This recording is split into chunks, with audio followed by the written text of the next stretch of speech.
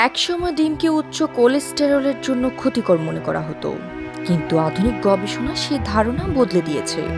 চীনের বৃহৎ এক সমীক্ষায় দেখা গেছে প্রতিদিন একটি ডিম খেলে হৃদরোগ বা রক্ত সংবহন তন্ত্রের কোনো ক্ষতি হয় না, বরং এটি স্বাস্থ্যের জন্য উপকারী।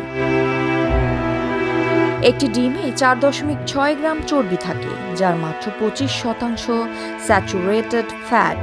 ডিমে রয়েছে উচ্চমানের protein, vitamin A, D, B, বি12, গ্লুটেন ও জিয়াস্যান্থিন, যা চোখের স্বাস্থ্য রক্ষা করে।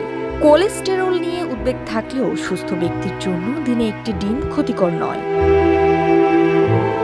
সবচেয়ে স্বাস্থ্যকর পদ্ধতি হলো ডিম সেদ্ধ বা পানিতে পোচ করা।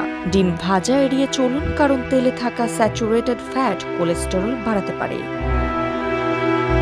ফাটা বা নোংরা ডিম কিনবেন না।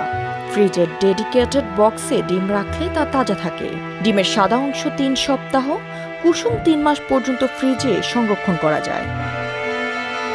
ডিম একটি পুষ্টিকর সুপারফুড, তবে ভারসাম্য রেখে খান। প্রতিদিন একটি ডিম স্বাস্থ্যের জন্য নিরাপদ ও উপকারী।